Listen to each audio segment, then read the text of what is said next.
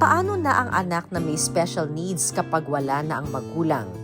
Naisip namin, the same with JB. Yun ang ano namin kasi ang hirap ipikit ng mata na hindi ka nakahanda. Ito ang dahilan kung bakit sinimula ni Doc Benji ang Happy Home sa Tansa, Cavite. Yun na nga kasi ang intention talaga nitong Happy Homes ay para sa amin na tumatanda ng magulang. Paano kami pagka, siyempre yung mga anak namin may special needs, diba? Isang komunidad ang nagmamahal at kumakalinga sa mga individual na may special needs hanggang sa kanilang pagtanda. Ang ganda ng community. Tara, libutin natin at ma-inspire sa Happy Homes. Come with me, put your hands together, ta-da, let's be happy. You will see tomorrow's brighter, ta-da, let's be happy. Pilipino tayo, kaya lumalaban tayong nakangiti.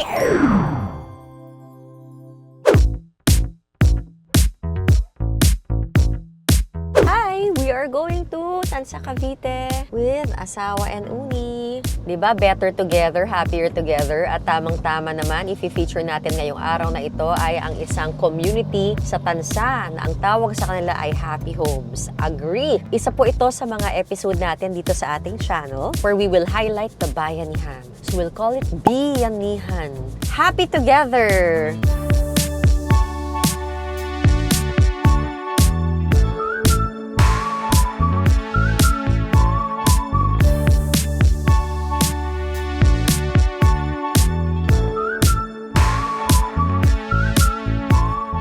Hi, JP. Hello! Bernadette, welcome to One Happy Child Community. One Happy Child Community. Hi, sir. Good morning po. Hi, Uni. Eh, kilala nyo na kami. Siyempre, sikat si Uni eh. Ang ganda. Wow, One Happy Community. Hello po. Be happy. Be happy! Talagang puro be happy. Oo nga, happy tayo dito. Welcome to Happy Homes Yes! with Doc Benji. And ito ang kanilang Happy Community. Hey! Hello po. Community Support Providers. Anong ibig sabihin pag community support providers? Ang community po ay may dalawang classification ng residents. Apo. May support provider, may support recipient. Ang support recipient po, ito po, aming pamilya na may special need na anak. Po, this is Anak mo siya? Siya anak mo? Opo, anak niyan. Oh, yeah po. Yes po. Blood anak, Yeah po. blood related. Opo. Kasi lahat naman pamilya, di ba? Yes, correct. Welcome, Orange and Bio. Ito yung kamukha ng inyong tinatayong bahay ngayon. Ito po yung aming My Big House. Yung pinapangarap ko nagawa mo na. Yung bahay natin sa Cavite din, Apo. parang ito yon. Yay! Ang concierge. Yes. At ito naman po ang aming mga inspirations. Oh, wow. Si Ma'am Janet, Ma'am Mary Janet Peña. At si Dr. Dizon, he is the father of special education of the Philippines. Bakit yung naisip ang Be Happy Homes? Kasi ito po ay One Happy Child Community. Ang ibig sabihin niyan, 3 organization po kami na nagsikap na magkaroon ng ganitong community. Yung one is One Life Foundation. Ang Happy ay ang Happy Homes Housing Cooperative at ang Child naman po ay Child Find Learning and Play Center. So ang Child Find Learning and Play Center, siya po ay nasa Quezon City at siya po ay around more than 20 years in existence. So yun po nakita namin, yung aming mga inalagaan na maliliit, lumalaki na, palaki, hanggang dumating yung punto na hindi na sila tinatanggap sa school, hindi na sila pwede magtrabaho. Naisip namin, the same with JB, yun ang namin kasi ang hirap ipikit ng mata na hindi ka nakahanda. So, si Child Find nag-create ng One Life Foundation. Si One Life, siya ang bahala at siya ang nagtitake care ng lahat ng therapeutic, recreational, social, academic needs ng mga bata. Ngayon, si One Life naman na nakakita na paano na natin idadalin ito hanggang doon sa from womb to tomb ba? Ganun. So, kailangan natin ng isang community. And that's why we created a Happy Homes Housing Cooperative. Kay kooperatiba naman ang lahat ng physical structures. So we brought them all together. Pag wala ang isa, hindi mabubuo ito. JB, how young are you? What's your age? 22 years old po. I think you are Ay, 25. 25 na po. 25. 25 years old Yes, na. po. I am And 25. then, you are studying here now sa Studying. Happy Homes. Sila po sa Happy Homes. Okay. Then you will work. Yes po. Ito, What's this? yung cookies po namin. Ikaw gumawa nito? Yes po. No way. Paano ka natuto gumawa ng cookies? Ano po, nag-put po kami ng ng choco chips po sa ibabaw, tiga-apat. Tiga-apat lang po. Parang nagutom naman ako sa ginawa mo. Masarap ba to? Yes po. Talaga? Sino nagtitraining sa kanila? This is a part of the sheltered employment program din namin. Meron naman tatanggap sa kanila, kaya lang mahirap po kasi we have endorsements na gagawin bago nila tanggapin sa labas. Lahat po ng produkto dito, parang livelihood na po nila, part of the livelihood para mag-generate ng income. Para balang araw, self-sustaining. Yes, Hindi tayo at meron aasa. sila laging ginagawa kasi mahirap. Kailangan palagi may ginagawa. Yes, kailangan busy sila. Kasi pag walang ginagawa, marami kami problema. May maraming ganap. Maraming ganap. So, kailangan nahanap tayo. ng Kaya laging dapat Di yung ginagawa. masaya. Oo. Maraming pwedeng ipagawa. So, gawa lang ng cookies. Ito, ano pa yung mga ibang produkto nyo? Oh, Ito po yung po namin, yung Kaya Pie Spray po. lahat happy dito. Lahat. Lahat Gusto po. parang ako rin puro happy lahat. Oo. O, pinagtagpo talaga tayo. O, happy liquid, happy bubbles. O, sila ang naunang be happy. Sorry naman, nauna ba tayo sa Jollibee? Ayun, be happy. Okay, be happy. Pero nauna po sila be happy. Kasi 2000, ay wait, kailan ba ako nag-vlog? Nauna ka pa talaga. Kinakasal pa lang ako nun eh. Sila po talaga ang Koreano. Ayan. Pero pinagtagpo po ang aming landas. Oo. Kusina po namin. Anong ginagawa niyo dito na? Bake po ng cookies and tsaka yung can po, ito po yung ginawa po namin nung kahapon. Yung century tuna.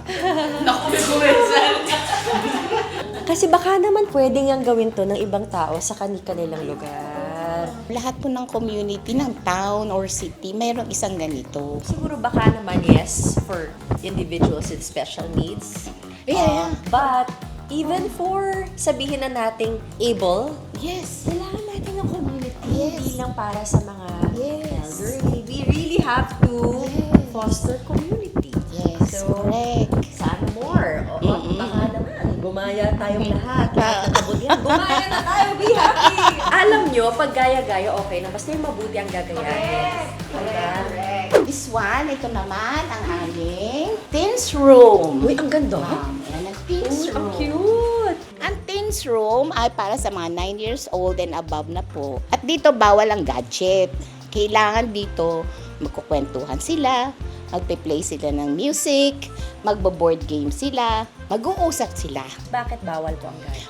Kasi po mas marami pong cases naging electronic yaya na po ang gadgets. So, marami po kami naging nakitang problema dahil doon. Tsaka, syempre, ayaw natin talaga na ang ating mga special needs ay puro electronic na lang ang mga ka-engage nila. Super agree with you, Dr. Den. Dapat totoong mga tao na nakikipag-socialize, nakikireact, interaction, di ba? Ito po ay nagsisilbi din pong therapy area. Kasi tumatanggap po kami ng mga may special needs po na maliliit na bata. Outside the community, meron po kami dito mga therapies. Kaya natin pinapakita to, hindi po para lahat dalhin nyo dito sa Happy Homes. Tama, Dahil tama. syempre hindi naman natin kaya Kaya. gawin lahat, Oo, honestly. tama. Pero kung kaya po natin gawin sa ating mga lugar, I-replicate push. natin to. Yes. Oo, replicate natin. So, sige, we'll be as detailed as possible later sa interview pa natin para pwede nyo hong gawin Yes. sa inyong mga lugar. Yes. No, And ayan, we will ha? help you. She will help you. No, we will help you. We will help you. Kasi, nandun pala ako sa bahay. Yung pala yung bahay natin sa Cavite, parang big house concept. Oo. Umpisahan mo na siya. Pero dun sa community lang natin dun. Okay lang yun. Nakita na natin yung teens room. Again, no gadget, but there's more. So yung sinasabi po ni Dr. Benji, yung tinayo pala nating konsepto sa Cavite din, somewhere in Cavite, ay parang itong big house actually. Kung saan nagko-converge yung mga community members. Yes. So, families. Ito yung banyo!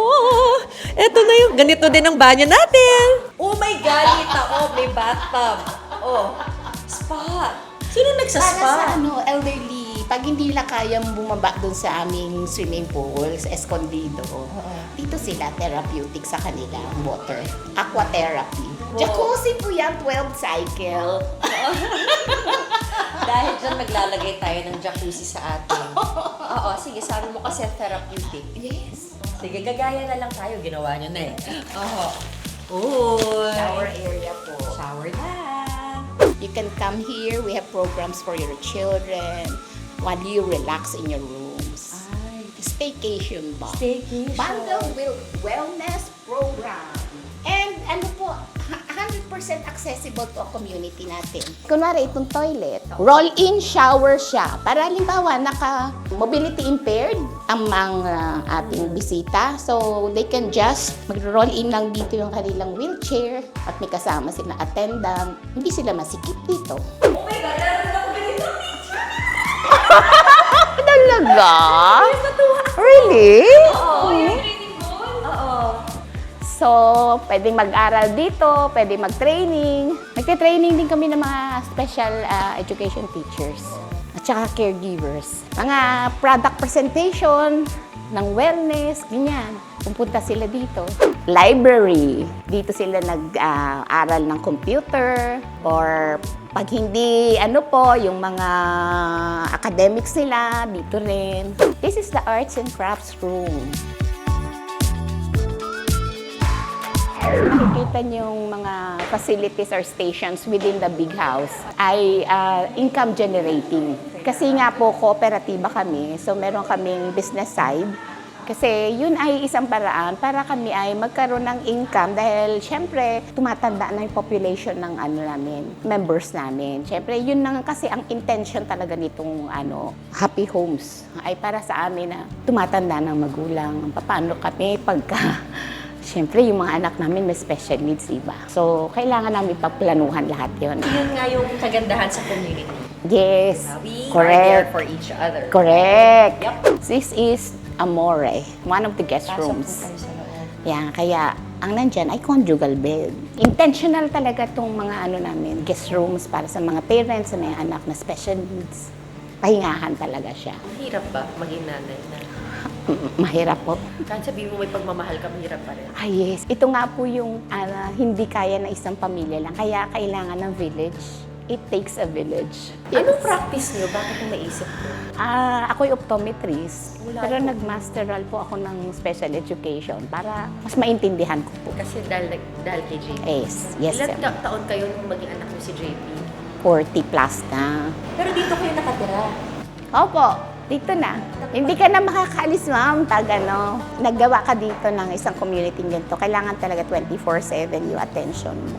Sabi ko nga sa kanila, kahit yung dahon dito ng mga halaman, pagka bumaligtad, alam ko. Ano lang naman kami dito, 60 families lang. Lang? Opo. Dati na ba puti 60? ang buhok niyo o namuti ang Namuti na yan. Mahirap siya, pero ang fulfillment niyo dito. Iba yung feeling mo, na paggising mo, merong looking forward ka, na meron ka na namang gagawin. Na kahit na hindi, kasi wala po ako sweldo dito, kahit 5.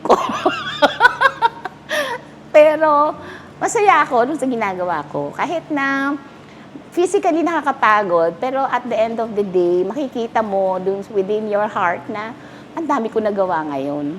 Diba? Tapos, kinabukasan makikita mo yung result ng mga ginagawa mo. Every day yon may result siya. So, yun yung magiging legacy ko. Looking forward ako doon. Sana kung wala na ako sa mundo, mayroong mga ganitong community na maiiwan. Ito, totoo po to. Pangarap ko rin na magkaroon ng ganito, pero nauna kayo at sana ko gumaya tayo po kay Doc Reggie, ano.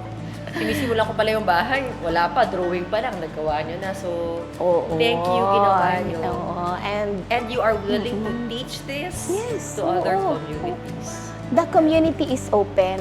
Maglakbay-aral po kayo dito para maituro namin sa inyo kung ano po yung mga ginawa namin. Di ba? Na, alam nyo, napakadaming NGOs na dito sa Pilipinas. Super daming NGOs, organizations. Baka naman pwedeng mag-bolt in na lang imbis na mag-set up kayo ng kanya-kanyang foundation, di ba? Mas Right. simple.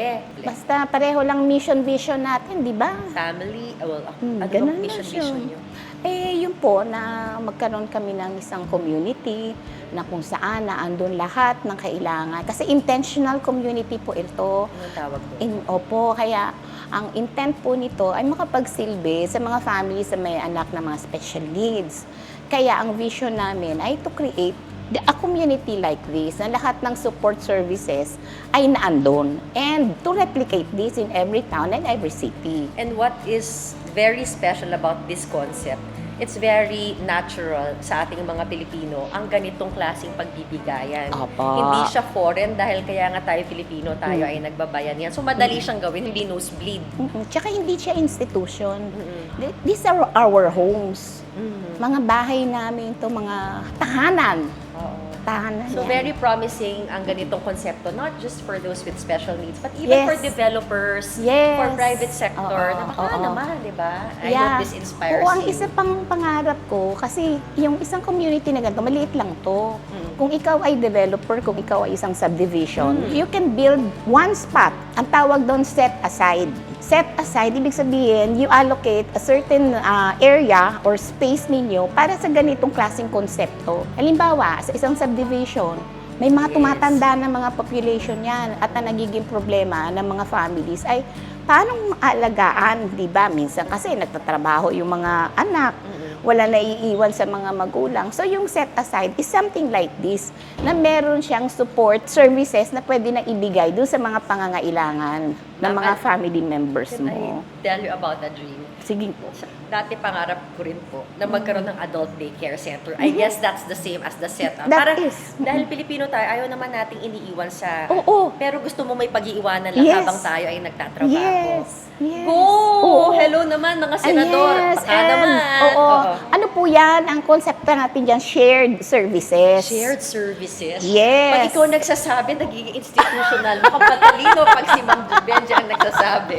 Oo, kasi di Ako ba? adult daycare lang pangarap ko. Ikaw shared tsaka services. cluster service. Ganyan Ayun, yun. oo. Oo, para economies of scale yan, mga ganyan. Oo, di ba? Kayo may oras na tumulong. Oo. Minsan kasi nakatenga lang rin tayo. Correct. Pwede tayo mag-volunteer. Correct, Oo. correct. Di ba? Sa mga bahay, di ba, minsan. Kaya minsan yung mga bata, di ba, mga out of school youth, wala naman sila nang ginagawa. Di ba? Naka-gadget lang, mga ganyan. Di, ang maganda po kasi dito, kami meron ding partnership with the Brothers of Christ. Ang dami niyong partners. Sige, anong ginagawa nun? Oo, ayan po, ang Brothers of Christ po kasi every year nagtatanggap sila ng 200 out of school youth, mga male. Tuon po, for a year or 2 years, mga grade 11, grade 12 hindi nakatapos, pag-aaralin nila doon. Plus, meron silang TESDA courses. So, sila doon, accommodate sila, pagkain, tulugan, lahat.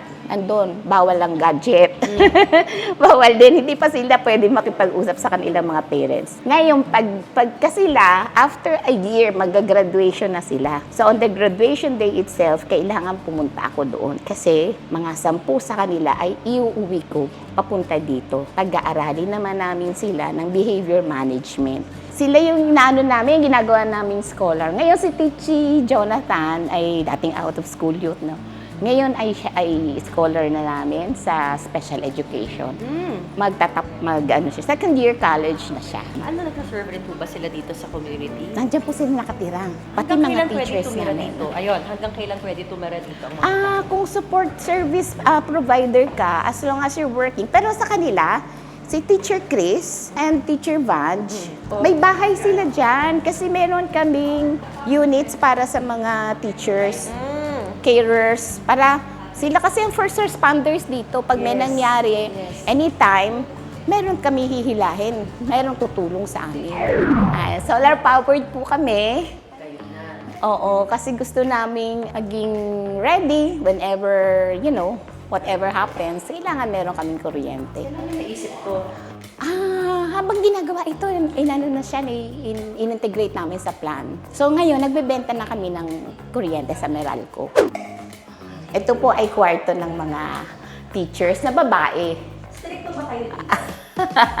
Opo. Alas 8, ano na? Lights out. Lock, gates lock. No, bawal ang sigarilyo, bawal ang alak. Lights out 8? Anong oras gising? Mga 5, nagigising na yung iba. 8, tulog na ako. Ang sobrang dami na ng... Baka sumakit na ulo ko 9, 10, 11, 12. So, overslept. Ito lang, ma'am, ang nalulungkot kami. Dati, lahat yan green. Napakaganda ng Canas River. Pero still, this river is alive. I don't think ganun kahirap. Basta lang kasama lang sa simulang plano ang ganitong klaseng konsepto. Sa Ayan, simula oo. lang. Oo. Tapos, in fact, I'm sure marami kayong pagkakamali dito rin, di ba? Oo, no? Yeah, you will learn. And then, of course, sana nga hindi masyado expensive yung magiging errors mo, di ba? Kasi, actually, this is the first in the Philippines, first in Asia probably. Actually, we don't. Na-realize ko nga, Doc, baka akala natin first pero baka mamaya may gumagawa na rin sa ibang lugar, di ba? We don't know, di ba? Yes, oo. Parang yung bahay, kala ko wala pang Oo, gumagawa. Yung oo. pala, may Oo. ayan si Doc. But I won't even be surprised if someone has this kind of a concept. Oh, yeah, Kasi Pilipino oo. tayo, Oo, di ba? oo. And for sure, somewhere in the Philippines, may nagtutulungan dyan. Yeah. Na baka hindi lang Hindi natin share alam, ang di ba? storya. Oo. But you learn from the mistakes of others who've done it before you. Oh, yeah. Ano mga pagkakamali nyo nung nagtatayo kayo ng community na to? Mainly ang sa structural. Kasi, syempre, may special at additional needs ang aming mga members. So, dahil ang ina-advocate namin ay normalization. So, as much as possible, yung normal lang gagawin namin. Kaya lang, minsan kasi talagang because of the special need, kailangan i-adapt din namin yung environment for them. Like kunwari, maghahalaman ba kami dito ng cactus na maraming tinik? Di ba? Yun, maliliit lang siya. Pero lahat yung mga details na yun, kailangan namin pag-aralan. Tsaka, kung makikita ninyo dito, ang kotse namin lahat nandito sa area dito. Kasi dito sa aming small houses, walang kotse, walang may gulong na pwedeng pumasok dito. Kasi, anong punto? Because of the safety ng mga bata. Ayan si Dr. Dizon. Nice to meet you. Nice to meet you too. Dito rin kayo naninirahan? Hindi, dumalaw lang kami. It just so happened na, Nakalimutan mo na. hindi just so happened na, we dropped in to say hi. And then they said that it's coincidence that you're coming over. Sabi ko, that's good. Ay, blessing. Pinagtagpo-tagpo tayo. Bakit ho kayo naging father of special education dito? Bakit yun ang ginawa nyo sa buhay nyo? Because when special education started in UP, I was one of the first alumni to be there. And then we put out the program and worked there for more than about 40 years as a professor of UP. Anong natutunan nyo in the context ng special education at saka Filipino communities? Alam mo, ang sa ko kasi Western kasi. So what we did in UP was to really make it suitable and appropriate for Philippine situation. Curriculum-wise, teaching-wise, assessment-wise, diagnostic. We started diagnostics in the Philippines. Even much ahead than most countries in diagnostic, yung determining what's the disability of a child. Specialization in assessment, psychoeducational assessment. Kumusta naman? Ano ang assessment mo dito sa community na ganito? It's appropriate for children. It's community. Siguro there's still an area which we still have to be trying to improve on, and that's to make it more inclusive. So we're opening more doors for some other people, non-special people, to come over and have some programs. Yes. So we're Sana coming dumami pa up. ang mga kagaya niyo. We're coming up with some tie-ups with some communities where they could come inside and have interaction with special needs children. Hindi naman pwedeng, Absolutely. it's a home and everybody's there for special needs without needs? normal children or non-special children getting in. Saan nanggaling yung budget? Yeah, kasi yan po yung pinag-aralan ko with the help of the National Confederation of Cooperatives. That's why kami, housing cooperative ang pili naming platform. Raised ito galing sa share capital ng mga members. Sinong miyembro? Pag meron ka pong special needs sa family, pwede kang maging member dito. Regular member. So ang regular member, sila po yung mga may housing units. But they don't own it. We co-own it. Co-own. Kaya lahat po Akin ko. to, pag ganyan. Pag, so Apa. sa'yo lahat to rin. Kasi yung Yes, so kaya magmamalasakit ka sa lahat na makikita mo. Kasi ikaw ang may-ari niyan. hanggang kailan mo pwedeng pagmamayari yan? Hanggang kailangan mo siya. How do you sustain something like this? If you don't own it, bakit mo pangangalagaan? At yung gastos I mean, paano yung gastos? Dati, ang original plan ko dito ay sana socialized lang yung para yung housing equity namin ay hindi ganyang kataas. Kaya lang, nung mag-inquire ako sa munisipyo, hindi na sila nag-a-allow ng socialized models. Kailangan daw affordable, 2 million pataas ang gawin naming housing unit. So, ganito nangyari sa namin, sa model namin, that talagang mataas ang presyo. Sabihin na natin, housing equity yun. Ang setup nito ay horizontal condominium. Ang ginagawa natin ngayon, most of the time, yung vertical condominium. Pero, this is a community certificate din. Parang condo din ang setup niya. Anong difference nito? Hindi lang po bahay. Pag nandito kayo, hindi lang bahay. Lahat ng support services nandito. Even transpo, grocery, companion, kung gusto mong kung elderly ka na. Meron kaming kotse sarili, hindi na namin ini-encourage na magkotse pa isa-isa rito. Na may driver ka pa, magpapagasolina ka, insurance sa kotse mo. Wala na pong gano'n. Shared services lahat. Ang realization ko dito, para tayo siyang condo, so pwede itong gawin sa mga condo. Pwede. Kasi di ba sa atin, sa mga condo, meron tayong association dues, meron tayong shared area, mga membro dito. Happy lang. Happy siya. Oo. Si AJ. Yeah, so kung bubuksan natin yung pag-iisip natin, kaya natin gawin ang ganitong Oo, klaseng konsepto. yes. Oo. Hindi kailangan nasa Tansa, Cavite. In fact, Correct. yung ganitong konsepto, pwede natin gawin right now, even in condominium units. Yes. Kailangan lang ay malasakit at kagustuhan gawin ito. Oo. Di ba, no? If there's a need, talagang gagawin mo siya.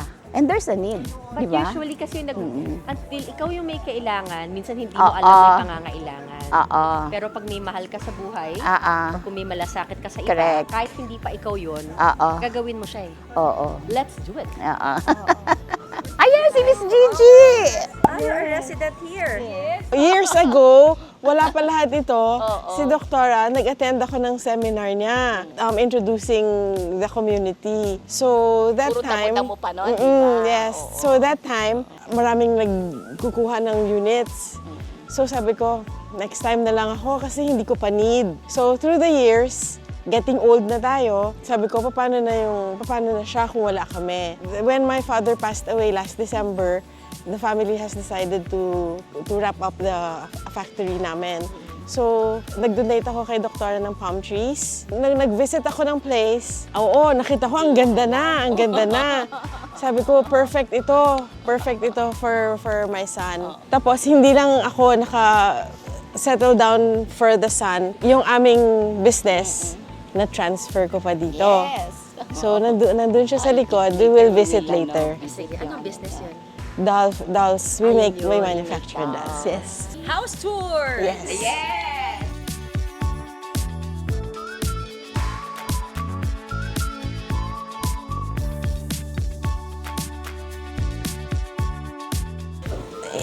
Para na saan?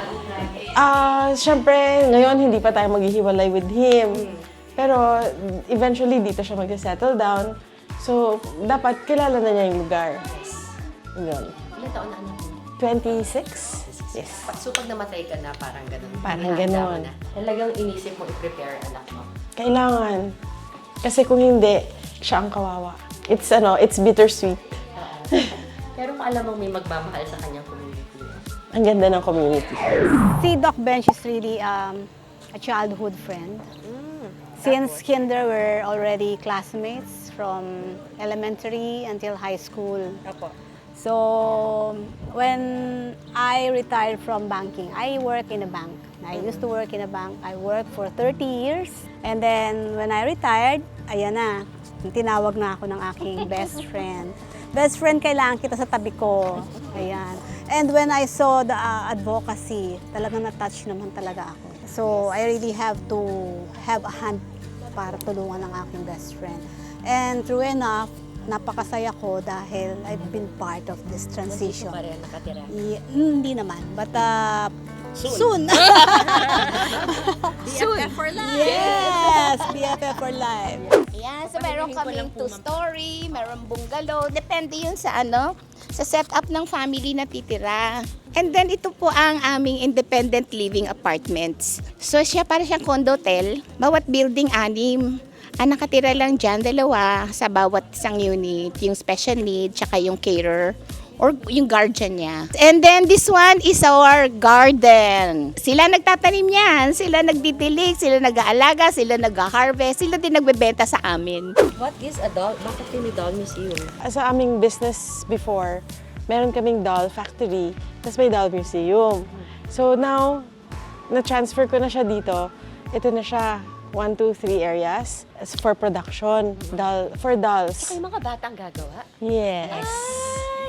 May mga ibang things na kaya nilang gawin, so yun ang ipapagawa natin sa kanila. Instead na nag-therapy sila, at least, Productive. yes. It's really for the kids here.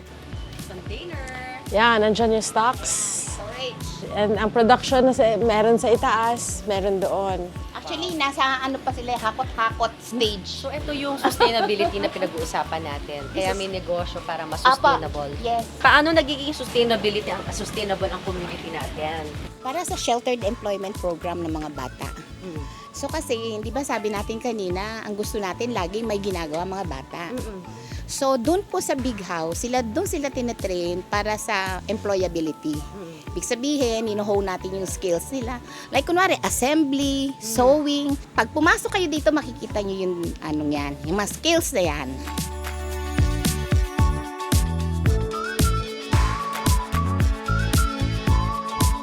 Mas meaningful ba ang manika ngayon sa'yo? Mas lalong meaningful. Maiyak na naman ako. Ay, kasi ang aming business is parang simula maliit pa ako, 50 years na siya. Tapos nag-decide sila to close it. And no, wala nang may gustong gumawa. Kung wala si Doktora, hindi ko naman kayang gawin ito. Support each other lang talaga for the kids. For the community here. Ang focus namin is to serve persons with disabilities. At ang special needs ay isa lang sa mga classified na persons with disabilities. And that is why, ito po, we have 350 families na may PWD members. So lahat po ito ay created para matulungan namin sila to generate income. But it's a community, not just within the walls of Yes.